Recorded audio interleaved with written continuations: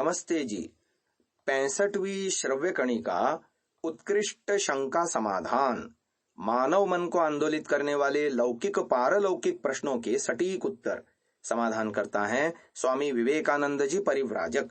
पुस्तक संपादित किया है डॉक्टर राधा वल्लभ जी चौधरी MBBS जबलपुर और पुस्तक का प्रकाशन दर्शन योग महाविद्यालय आर्यवन रोजर द्वारा हुआ है। हम 108वीं शंका आज क्रम प्राप्त जो है उठा रहे हैं। जीवात्मा निराकार है या साकार? इस प्रश्न के उत्तर में आपने जीवात्मा को निराकार बतलाया था और कहा था कि वो चेतन है। जो चेतन होता है वही निराकार होता है और जो जड़ होता है वही साकार होता है। अब प्रश्न बना कि ईश्वर निराकार होने से एक है परंतु जीवात्मा निराकार होने से अनेक क्यों है? क्या कठोपनिषद के आचार्य ने जीवात्मा को आकारवान माना है? इसका समाधान कर रहे हैं।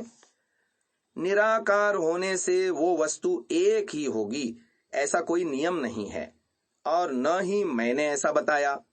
निराकार होने से वो चेतन है यह तो मैंने बताया। ईश्वर निराकार है वो चेतन है, जीवात्मा निराकार है वो भी चेतन है। ये दोनों निराकार हैं और दोनों चेतन हैं। दूसरी बात यह है कि निराकार वस्तु एक भी हो सकती है, अनेक भी। जीवात्माएं अनेक हैं और ईश्वर एक है।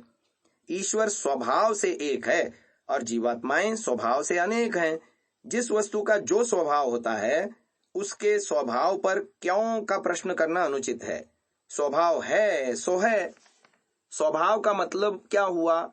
स्वभाव यानी उसकी ओरिजिनलिटी, वो उसका स्वभाव है। अनादिकाल से उसका वैसा ही धर्म है। जो है सो है। अब हम उसमें तोड़ मरोड़ कैसे कर सकते हैं? हमने कहा था जो निराकार है वो चेतन है, जिसका आकार है वो जड़ है। अब बताइए नियम कहाँ टूटा?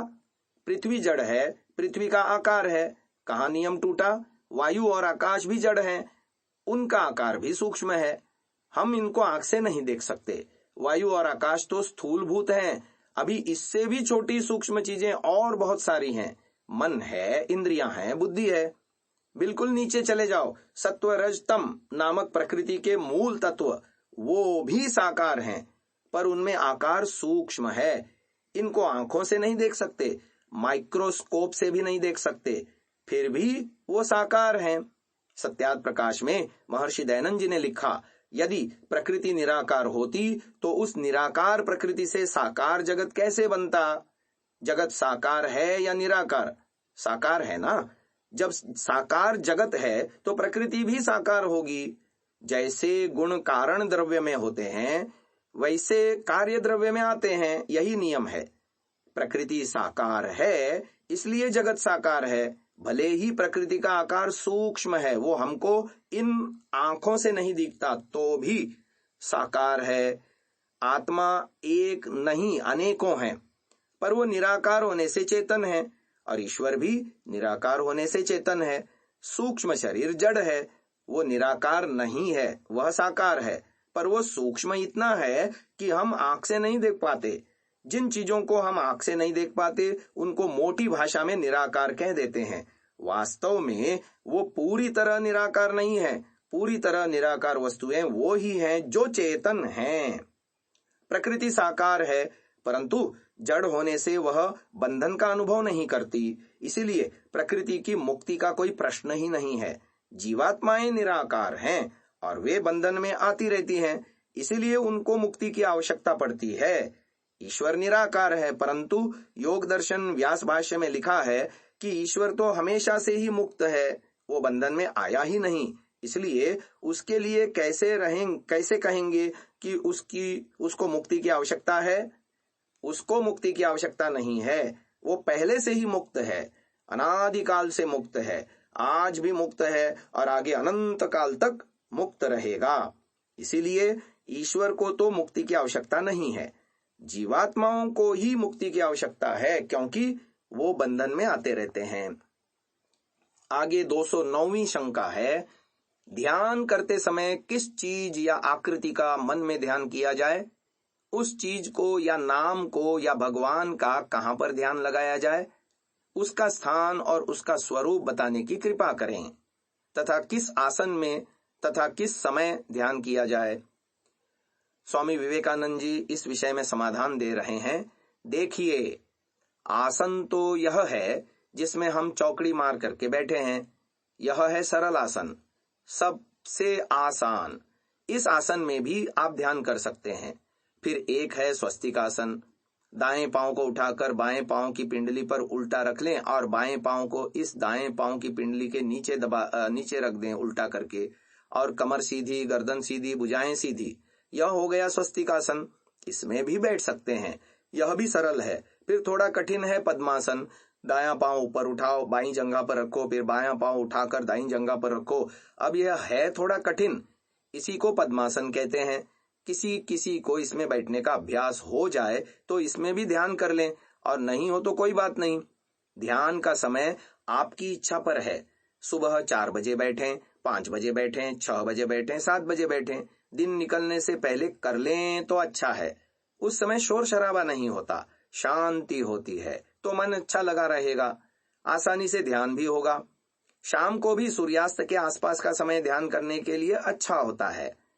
इसके अलावा यदि मजबूरी है, जैसे कि कोई 8 बजे ऑफिस से आया तो 8 बजे कर लो, 7 बजे आता है तो 7 बजे कर लो, 9 बजे आता है तो 9 बजे कर लो, और उसको टाइम ही नहीं मिलता है तो रात को खाना खा के सोने से पहले कर लो।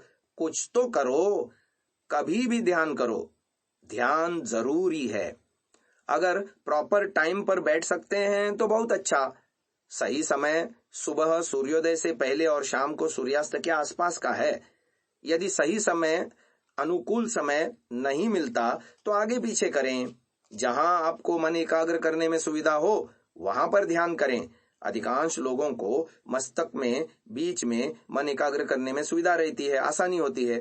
वे आंख बंद करके अपनी अंतर्दृष्टि से मस्तक के बीच में स्थान को देखें, और रूप, रंग, आकृति, लाइट कुछ नहीं देखनी, सब हटा दीजिए। बिल्कुल अंधेरा बनाइए, जैसे रात को अंधेरा होता है। ऐसा खूब गहरा अंधेरा अपने मन में देखिए। फिर अंधेरे के बाद एक लंबा चौड़ा विस्तृत आकाश देखिए, खाली खाली स्थान और अंधेरा, ये 2 चीजें देखिए।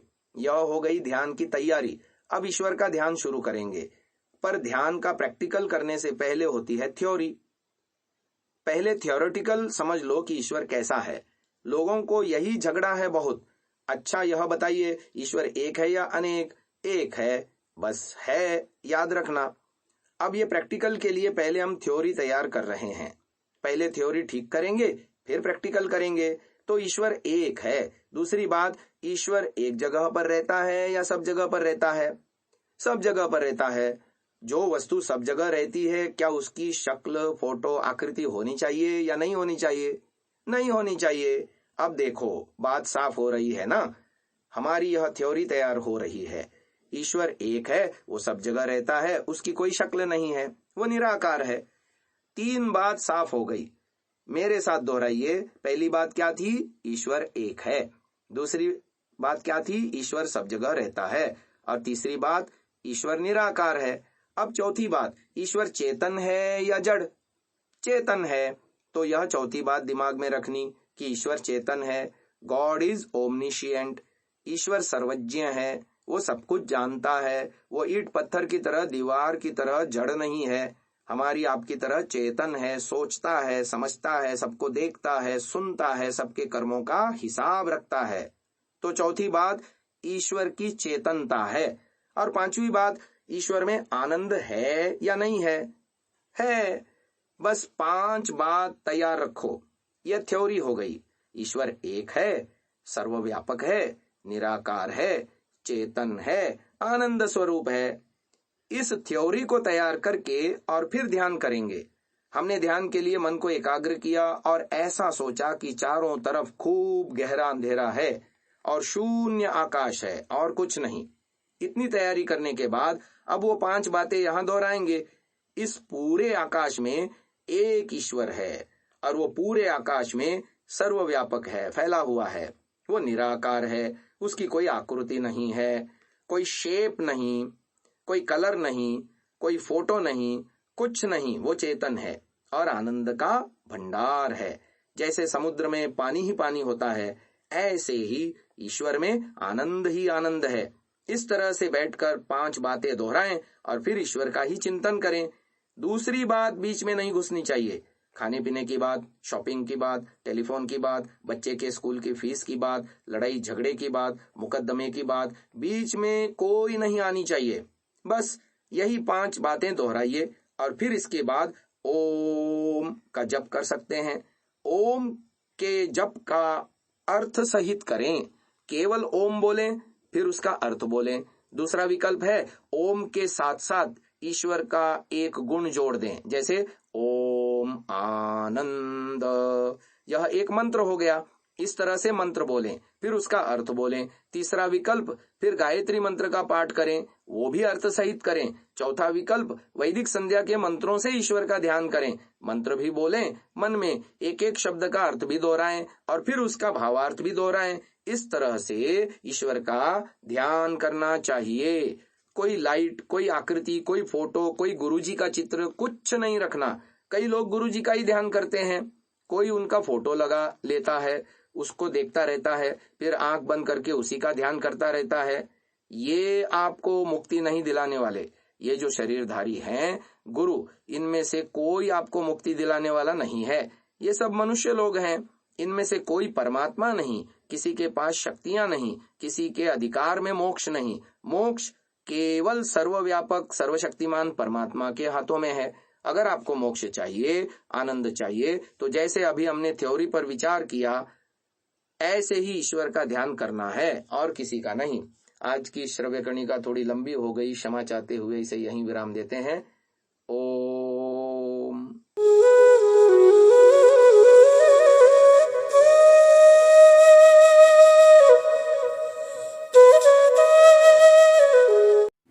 डाउनलोड सांसा ऐप, आरवीरदल ऐप, विजिट sansa.org, rvirdal.in।